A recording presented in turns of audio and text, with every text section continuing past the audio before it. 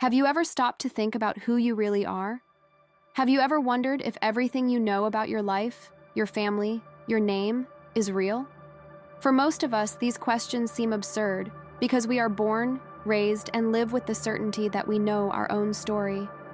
But what if I told you there was a man who lived 30 entire years believing he was someone he never was, and that when the truth came out, everything he knew crumbled like a house of cards? This is the story of Daniel, an ordinary man who discovered that his entire life was built on a lie.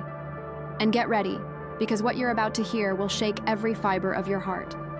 Daniel grew up in a small rural town, the kind where everyone knows everyone, where doors are open and neighbors are practically family. He was raised by a humble couple, Maria and João, simple people who worked hard to provide the best for their son.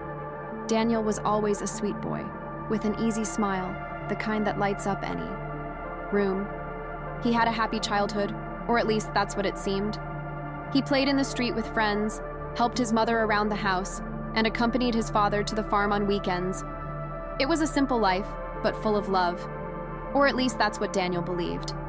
He grew up hearing stories about the day he was born. Maria always recounted, with tears in her eyes, how that was the happiest day of her life, how she held that little baby in her arms for the first time and felt her life finally had a purpose. João added that Daniel was the most precious thing they had, and that they would do anything for him. And they did. They worked tirelessly, sacrificed, and gave up their own dreams so that Daniel could have better opportunities. And Daniel, in turn, loved his parents with all the intensity a child can love. The years passed, and Daniel grew up. He became a hard-working, responsible young man, the kind who makes his parents proud. He studied, got a job in the big city, and built his own life. At 28, he met Laura, an incredible woman who stole his heart at first sight. They fell in love in that overwhelming, intense way that makes you believe in destiny and soulmates. Laura was everything to Daniel and he to her. 2 years later, they married in a simple but moving ceremony, with Maria and João crying tears of joy as they watched their son walk down the aisle. Daniel's life seemed perfect. He had a wonderful wife, parents who loved him unconditionally, and a stable job. But as the saying goes, complete happiness doesn't exist, and sometimes fate prepares twists and turns we could never have imagined. And that's exactly what happened when Daniel turned 30. It was at that moment that everything began to fall apart, and in a way, no one, absolutely no one, could have predicted. It all started with a phone call. Daniel was at work when his cell phone rang. It was an unknown number, and he normally didn't answer such calls. But that day, something made him pick up. On the other end, a trembling, emotional female voice asked if he was Daniel Ferreira. He confirmed it, still not quite understanding what was happening.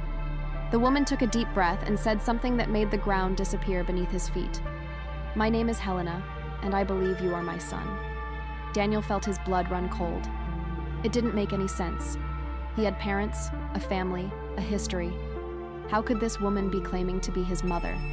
His first reaction was anger.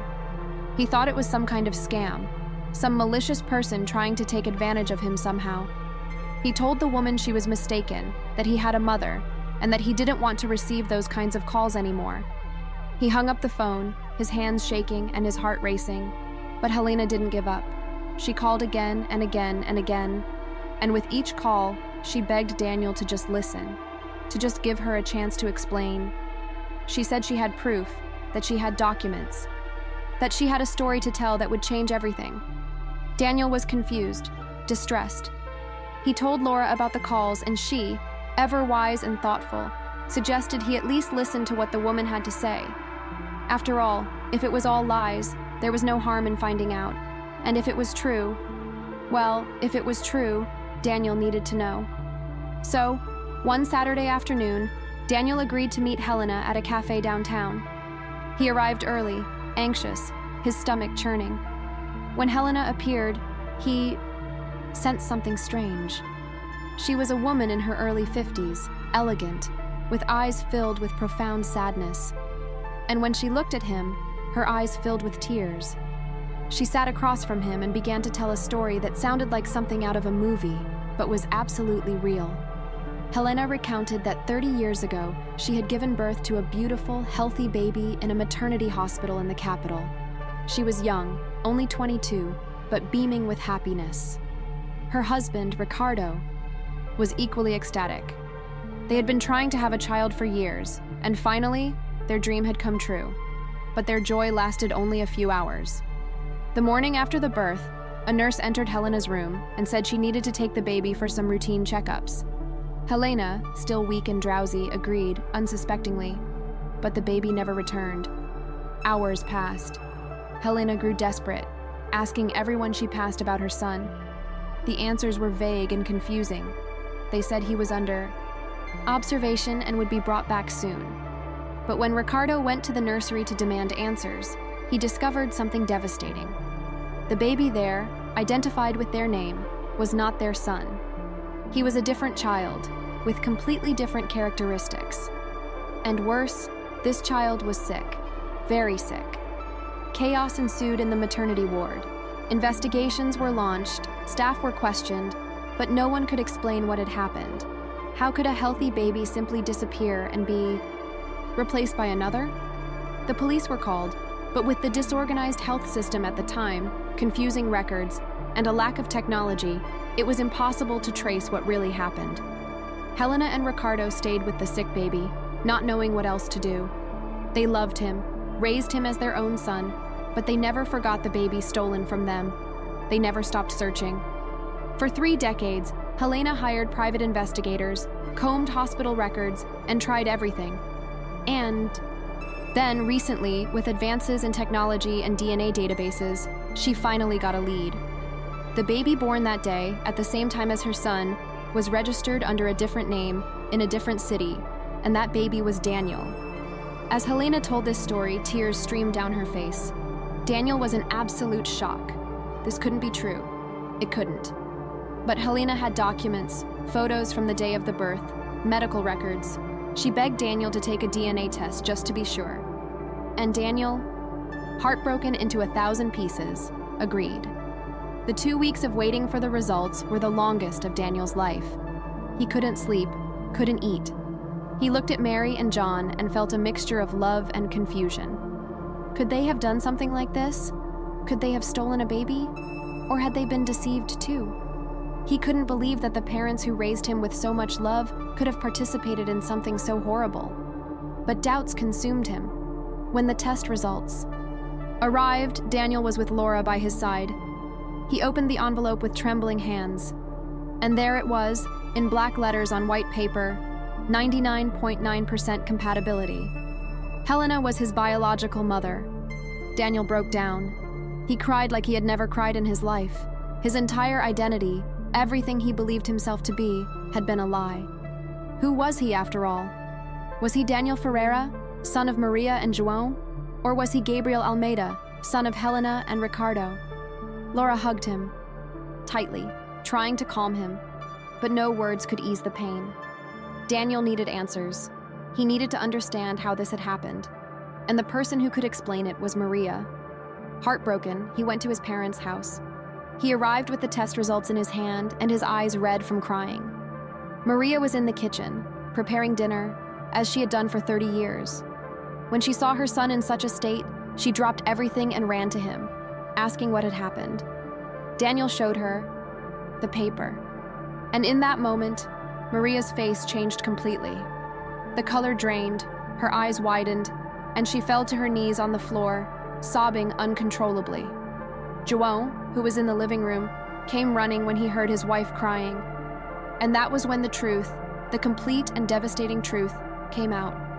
Maria told her, through tears and sobs, that they had indeed had a son. But the baby was born with serious health problems and died a few hours after birth. Maria fell into a deep depression, nearly losing her mind. She remained hospitalized for days in that maternity ward, in a state of absolute denial, refusing to accept that her baby had died. And it was in this state of despair that a nurse, moved by misplaced and criminal compassion, placed another baby in her arms. A healthy, beautiful baby with bright eyes, and said, "This is your son, he's fine, take him home and be happy." Maria, in her fragile state, believed, or wanted to believe. João, seeing his wife holding that baby with such love, seeing her finally smile after days of suffering, didn't question it. They simply took the documents the nurse provided, left the maternity ward, and went to another city, starting a new life. They knew deep down that something was wrong, but they chose to ignore it. They chose to believe that the baby was a gift from fate, a second chance. And they loved Daniel with every fiber of their being, as if he truly were the son they had lost. Daniel was devastated. He didn't know what to feel. Anger? Sadness? Compassion? Maria and João had lied to him his entire life, but at the same time, they loved him unconditionally. They were the only parents he'd ever known, the people who cared for him, who cried his pain and celebrated his victories. How could he simply erase 30 years of love? But at the same time, there was Helena, a woman who spent 3 decades suffering, searching for her stolen son, a woman who never gave up, who never stopped loving that baby she only held for a few hours. And there was Ricardo, whom Daniel hadn't yet met, but who, according to Helena, was eager to meet his son. Daniel had an entire family he didn't know. He had a different story, a different name, a different identity. In the months that followed, Daniel lived in emotional limbo. He met Helena and Ricardo, and couldn't deny the instant connection he felt with them. There was something about the way Helena looked at him, the way Ricardo smiled at him, that made his heart ache. He began visiting them regularly, learning about their story, their family, and the younger brothers Helena and Ricardo had after years of trying to overcome the pain of their loss. These brothers welcomed Daniel with open arms, crying tears of emotion at finally meeting the older brother they thought they had lost forever. But Daniel couldn't abandon Maria and João either. Despite the lies, despite the pain, they were his parents. They were the ones who taught him how to walk, how to talk, how to be a good man. They were the ones who were there at every graduation, at every important moment. And now, old and frail, they needed him more than ever. The nurse who caused this whole tragedy had died years ago, so there was no one to blame but 2 frightened old men who made a terrible choice driven by despair and pain. Laura was Daniel's anchor throughout this entire period. She never judged him, never pressured him to take sides. She simply loved him, supported him, held his hand when he fell apart in the middle of the night, tormented by identity questions that had no easy answers. And it was Laura who suggested something that changed everything. Daniel, you don't have to choose. You can be both. You can honor the family that raised you and embrace the family that gave you life. Your heart is big enough for that. And that's what Daniel did. Slowly, with much dialogue, many tears, and much love, he built a bridge between his 2 families. He took Helena and Ricardo to meet Maria and João. It was a tense encounter, filled with conflicting emotions. Maria begged for forgiveness thousands of times, crying uncontrollably, saying she never meant to cause anyone pain. Helena, with tears in her eyes, held Maria's hand and said, "You loved my son when I couldn't. You cared for him. You made him happy. I can't erase 30 years of pain, but I can try to forgive." Today, 5 years after that first call, Daniel has finally found peace. He keeps in touch with both families, celebrates important dates with them all, and has built genuine relationships with his biological siblings. He legally changed his name to Daniel Gabriel Ferreira Almeida, uniting both identities into one. He is no longer just the son of Maria and João, nor just the son of Helena and Ricardo. He is all of these things and more. He is proof that love doesn't need blood to be real, but that blood also creates bonds that cannot be ignored. Maria and João passed away last year, just a few months apart. Daniel was by their side until the end, holding their hands, telling them he loved them and forgave them. At the funeral, Helena and Ricardo were there, supporting Daniel in his grief, because they understood that those elderly people, despite everything, were fundamental in shaping the incredible man Daniel became. Daniel's story teaches us that identity is much more complex than we imagine. We are not just our DNA, our surname, or our birth certificate. We are the sum of all the experiences we have lived, all the people who have loved us, all the choices we have made. Daniel discovered that he had lived 30 years with a mistaken identity, but he also discovered that he had two families who loved him unconditionally.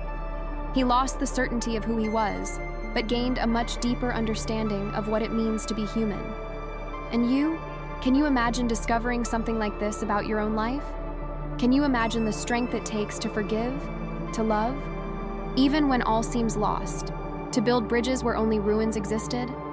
Daniel's story is about love, about identity, about revelations that change everything. But above all, it's about the incredible capacity we have to rebuild ourselves, to find meaning even in chaos, to love even when it hurts. If this story touched you, if it made you reflect on love, family, and identity, leave a comment below sharing your feelings. Subscribe to the channel for more true stories that will touch your heart and transform your way of seeing the world. Turn on the bell so you don't miss any moving narratives that will make you believe in the transformative power of true love.